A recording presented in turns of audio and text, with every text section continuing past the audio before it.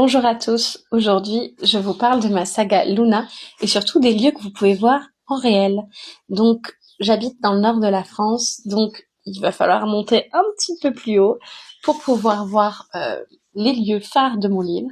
Donc tout d'abord Lila commence dans la bibliothèque de Vieux-Condé qui est une bibliothèque dans le 59, donc dans le nord, dans cette bibliothèque où j'ai emprunté mes premiers livres que j'ai connus quand j'étais au collège où je faisais mes recherches.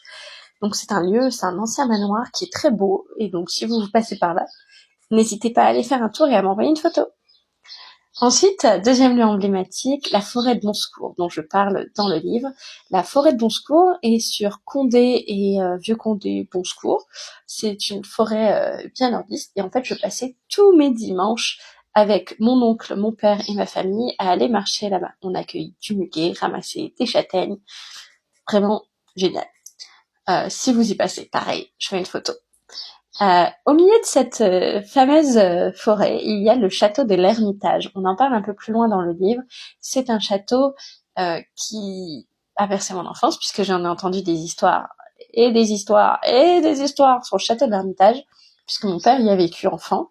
En effet, ma grand-mère était cuisinière au château et mon grand-père paternel était quart de chasse dans ce château. Donc, mon père étant le plus jeune de sa fratrie, il l'a connu que jusqu'à 3-4 ans.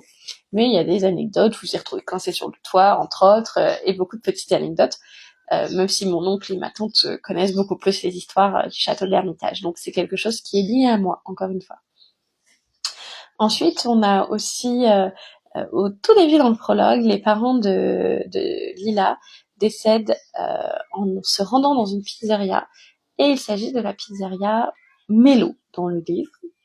Mais je pense que ceux qui sont de Vieux-Condé reconnaîtront la fameuse pizzeria d'Amélo, qui est en face d'une des entrées de la forêt de Bonsecours. Mes parents connaissent très bien les propriétaires et on a toujours très bien mangé, on s'est toujours régalé avec les pizzas qu'il y a là-bas. Il est vraiment très bon. Si vous passez par là, pareil, n'hésitez pas à aller vous régaler. Donc voilà un petit peu pour les petites astuces. Et il y a aussi des erreurs dans mes livres. Attention, je sais que ma mère m'a fait un peu disputer. Le tram n'est pas du tout sur Vieux-Condé, il est sur Condé. Mais pour ma défense, j'étais partie à l'internat avant qu'il soit construit, et donc j'avais mal situé. Désolée, autant pour moi, c'est de ma faute.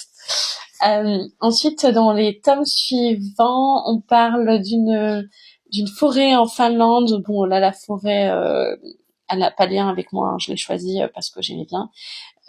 Et je parle d'une grotte de cristal en Espagne, mais c'est aussi un lieu réel. Vous pouvez aussi aller visiter. À chaque fois qu'il y a des noms dans le livre, j'ai essayé que ça ait du sens. Donc les artefacts, comme l'artefact de Nitessence, c'est quelque chose, si vous cherchez le mot Nitessence, c'est l'aube en fait. C'est le passage de la nuit au jour. Donc à chaque fois, il y a des choses, les noms des meutes, tout ça. La meute d'Ixchel, c'est la déesse de la lune en maya. Les noms des membres de la meute d'Ixchel, je les ai cherchés. Citali, c'est arc-en-ciel. À chaque fois, il y a quelque chose. Ça veut dire quelque chose si vous allez vous amuser à les lire. La forêt de Colly, du coup, là où est la meute de l'Alsadoir. C'est une forêt qui existe avec un super lac, donc pareil, si un jour vous avez l'occasion, c'est en Finlande. Donc voilà, à chaque fois, il y a un parallèle et des choses qui existent, donc il faut chercher et lire un peu entre les lignes. Je sais que vous n'avez pas encore le tome 2, mais ça va plus tarder, alors j'en profite pour vous donner les petites pistes. À très vite.